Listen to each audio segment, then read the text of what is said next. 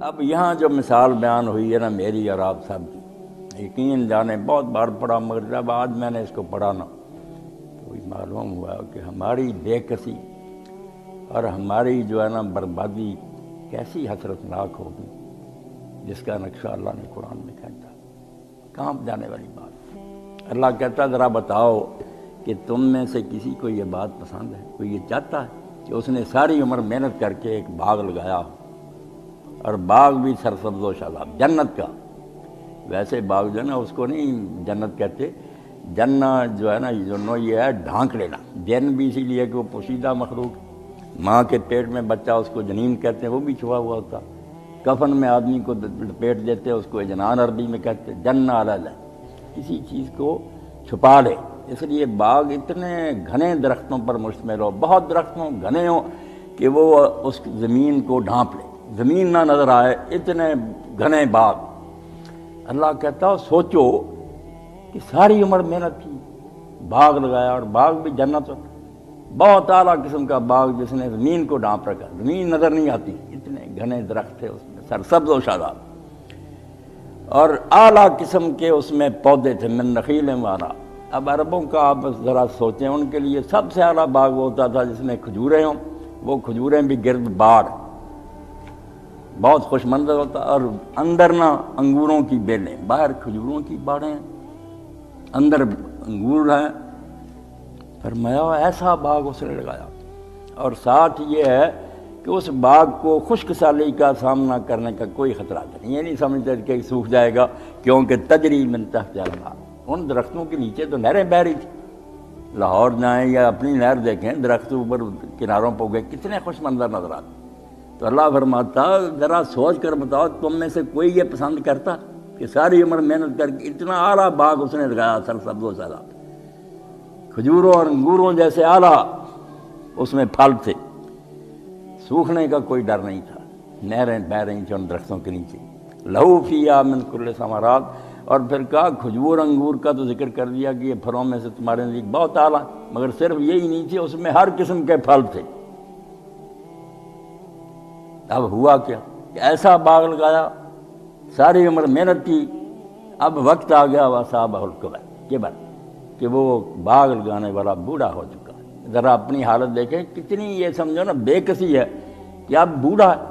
یہ تباہ ہو جائے تو نئے سرے سے باغ لگانے کے قابل نہیں، طاقت ہی نہیں۔ ایسا باغ لگایا، اب خود بوڑھا ہو گیا، اور اس بڑھاپے کے زمانے میں ان پھلوں کی اس کو ضرورت ہے، وہی باغ اس کا گزارا تھا۔ وَلَهُ ذُرِّيَّةٌ ضَعْفَاء، اور جو اولاد ہے اس کی وہ چھوٹے چھوٹے بچے۔ نقشہ کیسا، خود بوڑھا ہو چکا ہے، ہڈیاں اس کی جو ہے نا وہ بھی کمزور پڑ گئی، بچے چھوٹے چھوٹے، وہ خود محتاج، کما کر نہیں دے سکتے۔ ہوا کیا پھر فَأَصَابَهَا إِعْصَارٌ فِيهِ نَارٌ، ایک بگولا آیا ہوا کا تو چکر کس طرح کاٹتا آسمان کی طرف بڑھاتا، اس کو اعصار کہتے ہیں، بگولا، اس میں آگ فَاحْتَرَقَتْ، وہ باغ جل گیا۔ جس بوڑھے کے ساتھ یہ ہو کہ وہ باغ ساری عمر کا محنت سے تیار کیا اجڑ گیا، کوئی نشان نہ رہا، اب وہ نئے سرے لگا نہیں سکتا، بے بس ہے، بوڑھا ہو چکا، اولاد کمزور ہے، کوئی مدد نہیں کر سکتی۔ كَذَلِكَ يُبَيِّنُ اللَّهُ لَكُمُ الْآيَاتِ لَعَلَّكُمْ تَتَفَكَّرُونَ، اللہ تعالیٰ کہتا ہے اس طرح میں کھول کھول کر تمہارے لیے اپنے دین کی باتیں بیان کرتا ہوں تاکہ تم سمجھ سے کام لو اور سوچ بچار کرو کہ یہ حال اگر کسی وقت ہو جائے تو کیا بنے گا اس آدمی کا جس نے اتنی محنت سے باغ لگایا تھا، اب بڑھاپا ہے، بچے کمزور ہیں، رک جل کر رہ گیا۔ یہ نقشہ ہے ان لوگوں کا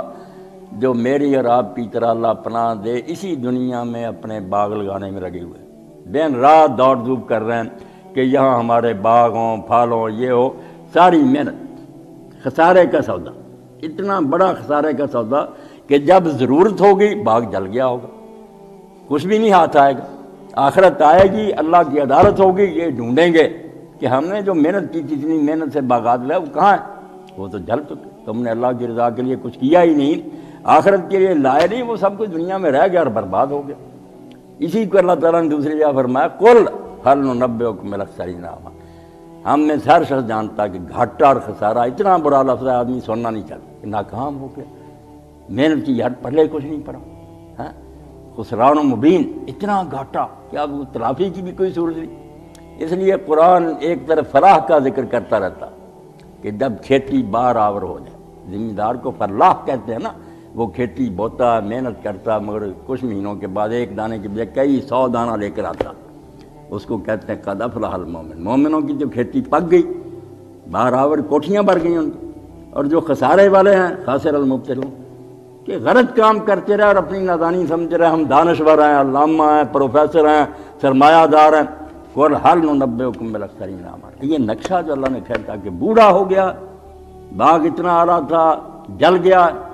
بچے کمزور ہیں، اب کیا کرے گا بیچارہ؟ روتا رہ جائے گا حسرت سے، بس اپنے چیخے مارے گا، وقت نکل گیا، اب باغ بھی دوبارہ نہیں لگا سکتا، بچے بھی اس کی کوئی مدد نہیں کر سکتے، وہ تو خود محتاج ہے۔ تو اللہ قرآن میں کہتا ہے قل هل ننبئکم بالاخسرین اعمالا، اس لیے یہ جب اترا نا اور اللہ کے رسول نے یہ قرآن عربوں کے سامنے پڑھا تو تبھی وہ جو جانوروں سے بدتر تھے نا وہ فرشتوں سے اعلیٰ ہو گئے۔ قرآن نے ان کے دل ہلا دیے کہ کیا کر رہے ہو، جو باغ تم لگا رہے یہ تو ایک دن جل جائے گا، یہ ساری دنیا میں جو کوششیں کر رہے ہیں قل هل ننبئکم بالاخسرین اعمالا، اللہ کے رسول نے کہو کہ میں تمہیں بتاؤں کہ گھاٹے کا کام کون کر رہے ہیں، کون سے ایسا کاروبار کر رہے ہیں جو بربادی والا ہے۔ الذین ضل سعیہم فی الحیاۃ الدنیا وہم یحسبون انہم یحسنون صنعا، وہ بیوقوف ہیں جو ساری ان کی دوڑ دھوپ دنیا کی زندگی کے لیے اور غلط راستوں پر چل رہے ہیں، اور اپنی جگہ وہ یہ فلسفہ بگاڑتے ہیں کہ ہم ٹھیک کر رہے ہیں، بحثیں کرتے ہیں، جھگڑے کرتے ہیں کہ نہیں ہم سے زیادہ عقل مند کون۔ تو یہ ہیں وہ لوگ جو باغ لگا رہے ہیں، باغ پھلا پھولا ہوگا، مریں گے، اگلی دنیا میں جائیں گے تو ایسا ہی ہے جیسے نا بڑھاپے میں جا کر اولاد کمزور اور باغ جل گئے، کچھ ہاتھ نہیں آیا۔ تو اللہ فرماتا میں اس طرح کی مثالوں کے ذریعے اپنی باتیں واضح کر دوں کہ تمہاری کھوپڑیوں میں کچھ سما جائے، کوئی کام وہ کرو جو تمہارے لیے نفع بخش ہو، جس سے تمہیں کچھ ملے، یہ نہ ہو کہ کر کے جاؤ اور وہاں صفر، کچھ بھی نہیں، کہاں تیرا بینک بیلنس اور کوٹھیاں، تو کفن میں خالی ہاتھ آ گیا، لایا ساتھ، کچھ ملا اس سے تجھے۔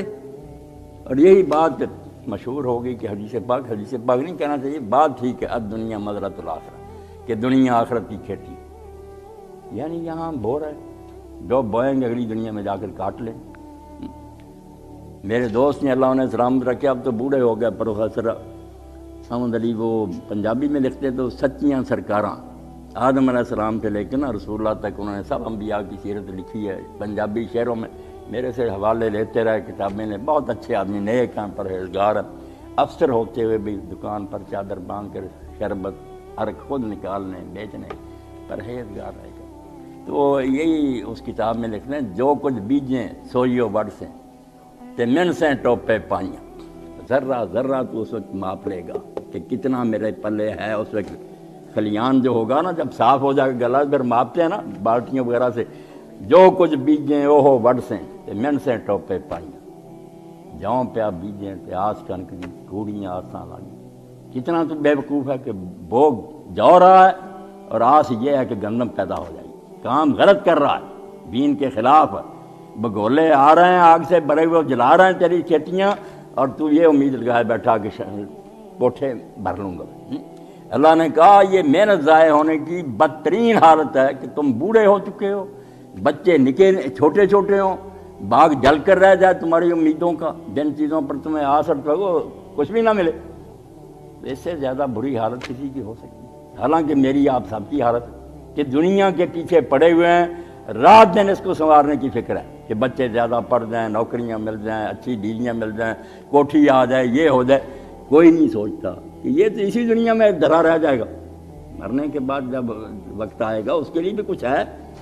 اگر یہی چیزیں اللہ کی رضا کے لیے کرتا ہے، ان کو اوراد کو دین کے لیے تیار کرتا، کوٹھیاں جو تھی بناتا، جیسے کہ کسی بزرگ نے کہا یار ادھر کو تھوڑا سا رکھ دو روشن دان، ادھر سے آواز اذان کی تو آئے گی، چلو کتنی اچھی نیت۔ یہی دنیا آخرت بنانے کا ذریعہ بن جاتی، مگر نہیں، اس کو سرے سے بلا دیا، حلال و حرام سے بس اس کو ہی سنوارنے میں لگے رہے۔ وقت آیا پھر بگولا آیا آگ سے بھرا ہوا، باغ جل کر رہ گیا، تباہ ہو کے رہ گیا۔ اور اسی کو نیک لوگ چیختے ہیں، چلاتے ہیں، خواہ وہ اردو میں لکھتے ہیں، پنجابی میں لکھتے ہیں، عربی میں، سب دعائی دیتے ہیں۔ تو آیا سیں لال خریدنے ڈھیر ہینگا جوین دے لا بیٹھو، تجھے تو اس دنیا میں بھیجا تھا کہ ہیرے خرید کے لانا،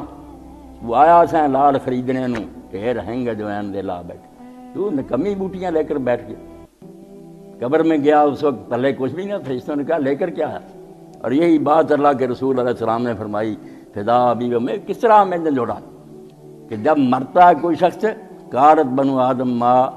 خلف، انسان بیٹھ جاتے ہیں آدمی کیا چھوڑ گیا، کتنے بچے ہیں بچیاں کیا کر رہے ہیں جائیداد، یہ اس کھاتے کو لے بیٹھتے ہیں بیوقوف۔ کارت بنو آدم ما خلف وقالت الملائکۃ ما قدم، اور ادھر فرشتے کھاتا کھول لیتے ہیں کہ لے کر کیا ہے، چھوڑ کر جو آ گیا ہمیں اس سے کیا، جو لے کر آیا وہ پیش کرے۔ اللہ فرماتا جس کا باغ اتنا قیمتی رالا گولا آیا، وہ خود بوڑھا ہے، بچے کمزور ہیں، اجڑ جائے، اور ساتھ پوچھا یہ ودوا تو تم میں سے کوئی اس بات کو پسند کرے گا، یعنی نہیں کرے گا، جھنجھوڑا ہے کہ تم یہ سودا کر سکتے ہو، نہیں، ہر شخص کرے توبہ توبہ ایسا نہ ہو۔ تو اللہ کہتا کر تو رہے ہو یہی بات کہ باغ اپنا اجاڑ رہے ہو۔ بیا سنگ وہ حاجیا کوڑیاں نو کھٹن واسطے لال جوار آیا، یا کوڑیاں کا وپار کر لیا نا، کوڑیاں خرید لیں، وہ جو اصل کاروبار تھا چھوڑ دیا۔ اللہ کے رسول علیہ السلام بار بار سمجھاتے رہے، حدیث رسول بڑی بڑی، قرآن بڑا پڑا، نیک لوگوں کی باتیں کہ کچھ آخرت کے لیے کر، یہاں ٹھہراؤ جو نا عارضی ہے چند دنوں کے لیے، اور کوئی پتہ نہیں کس وقت تو دنیا سے چلا جائے۔ اپنی موت کے بارے میں بھی کوئی شخص آگاہ نہیں ہے کب آ جائے۔ انہی دنوں میں ماسٹر صاحب بھی بیٹھے ہیں، حکیم صاحب بھی میرے بھی بڑے محبوب دوست تھے، چودھری سفدر صاحب فوت ہو گئے، چھوڑ گئے دنیا، 9 دن قومے میں رہے، بس کوئی خبر نہیں۔ تو ہر شخص جو ہے نا دنیا سے اس نے جانا ہے، مگر بس یہی سمجھے بیٹھے ہیں کہ لوگ جا رہے ہیں ہم نہیں جائیں گے، ایسے باغ لگا رہے ہیں جو اجڑ جائیں گے، اور جہاں لگانے چاہیے پودے وہاں ایک بھی نہیں۔